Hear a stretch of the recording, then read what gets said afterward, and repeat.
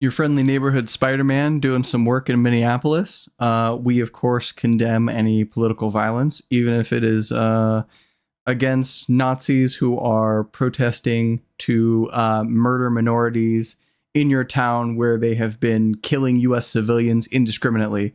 We totally condemn it. Don't do anything like that. That would be bad. Here's the video. It's Jake Lang, who we're going to get to in a minute.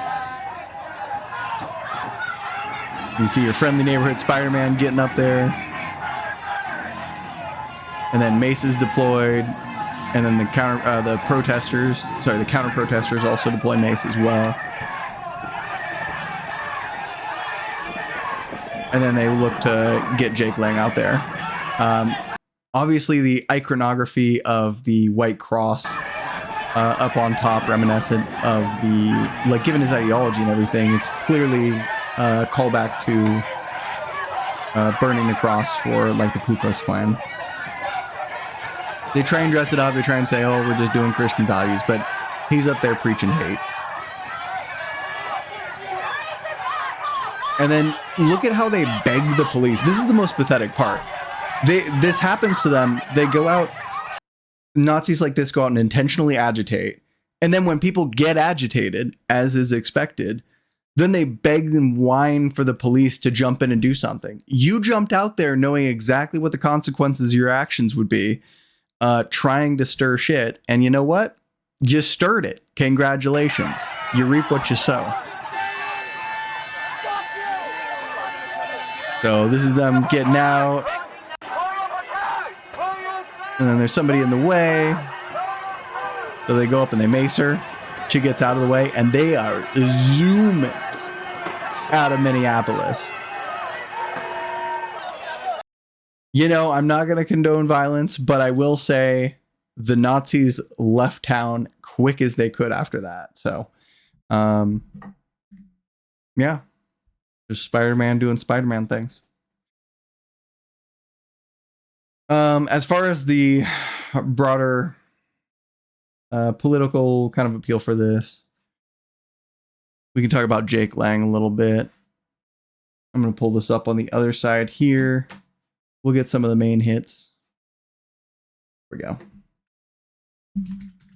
He was the one who did the Jake Lang kicking... The video. Yeah. Here it is. Okay. Americans, not for Somalis. Support ICE. Our country was made for Americans, not for Somalis. This was, for anybody who doesn't remember, after they made up a bunch of lies about the Somali fraud that was happening in Minnesota. And if you remember, that fraud was discovered and being prosecuted under a Democratic establishment.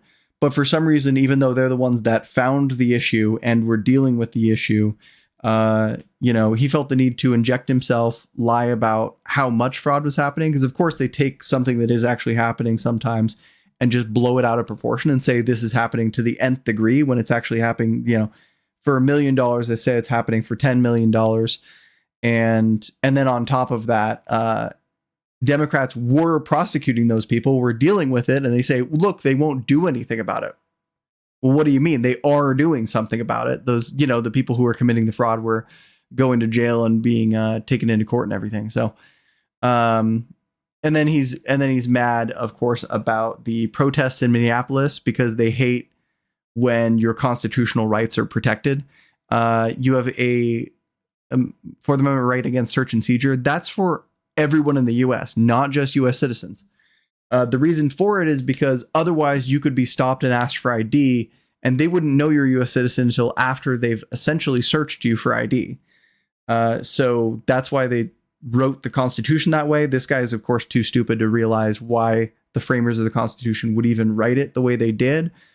He just wants to be a whiny baby about his favorite thing. So a nice sculpture artist made this during those protests, and he goes up, almost falls on his face trying to cut it down. So this is him saying, Go ICE, baby! America first! This is, by the way, saying prosecute ICE, prosecute the people who murdered U.S. citizens. And he's cheering on the murder of U.S. citizens. When we say that these people are anti-American, this is what I mean. When Americans are killed in the streets, they're out here kicking down the protest signs and getting mad that that we don't want to let the murderers off scot-free. It's an absolutely sick death cult. And that's the kind of person we're dealing with here, which is why I have less than zero sympathy for this guy. Not kicking ice. Let's see some of the other highlights here.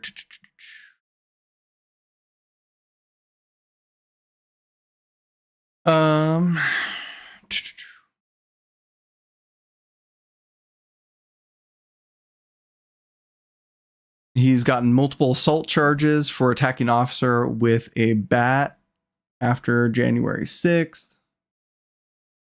Or sorry, January 16th. Different incident. They were probably protesting after Jan 6th.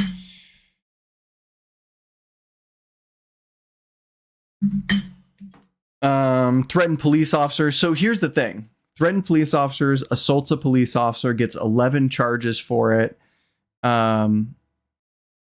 You know, he goes out and stirs up shit after American citizens are dead. He cheers on the death of American citizens. He actively hurts police officers, hitting them with bats, going after them, catching the misdemeanor for, what is it?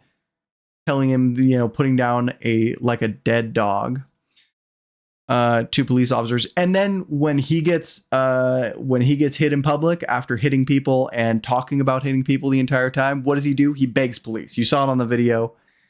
These people are cowards and they're weak. They're just pathetic, man. His whole rap sheet is basically just like either him being racist or him assaulting police officers.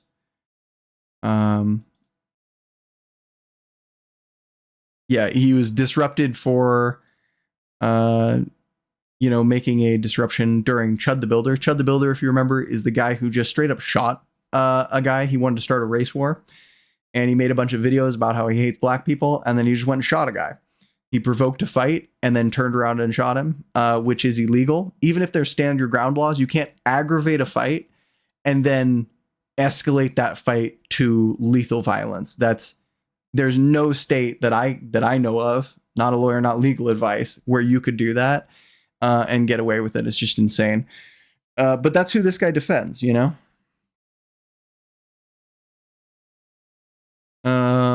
Talks about the Renee Good protests.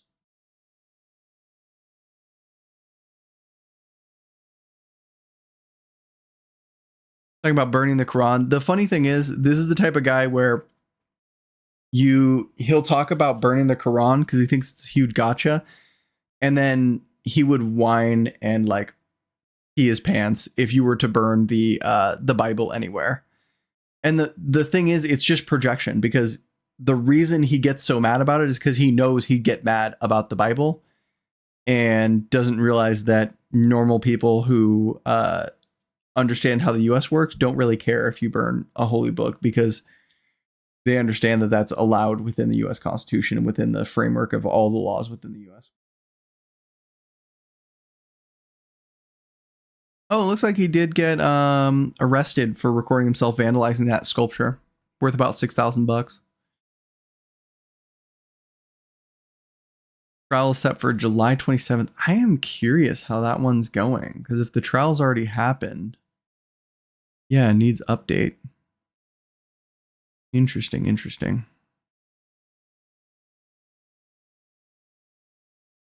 Arrested in Texas, charged with trespass.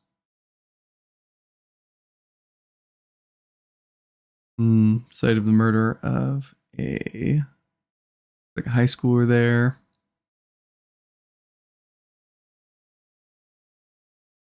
And then in August, this is the most recent stuff that we were seeing just now. So, not a great person. He wears, I never see him wear the actual plates. He'll wear the plate carrier, but it would be thick. You would see how thick it is if there were actual plates in it, but he's just LARPing. He wants to get out there and pretend like he's honestly he's pretending like he's a brown shirt. Brown shirt being the fascist forces in Italy before World War II, that went around as civilians. They do a lot of the things that Israelis do right now, actually, which is ironic given his anti-Semitism, because they would basically go around and be the jackbooted thugs of the state. And then when they were brought up on charges for the things that they were doing, they would go in front of judges that were pro-Nazi, and those judges would just let them off because they agreed with what they were doing, even though it was blatantly illegal. So basically, we're just looking at another brown shirt, like what you would have seen in World War II. And honestly, kudos on them, because that's what they did to brown shirts. That was more effective than just letting them have their time in the light. Because what they want is to sit up with the bullphone, megaphone, and cause a bunch of issues, and then be free to just walk away with no consequences, which is just like, if you do that, you're going to have a chilling effect on free speech, because what's going to happen is it's going to be more and more okay for the Klan to come out and for racists to come out and say, if you say anything, we'll kill you. And even though nobody is going to, like, even if there is no direct stopping of freedom of speech, guess what? People are going to stop talking because they don't want to have the Klan or this guy, Jake Lang, which, might as well, with the way he's holding the cross up and everything, trying to imitate the iconography of the Klan, and use their same tactics to try and chill the free speech of others. But yeah, that's that. I think the rest of this is just speeches stuff. Yeah, that doesn't have anything to do with this segment. So we'll wrap that one up.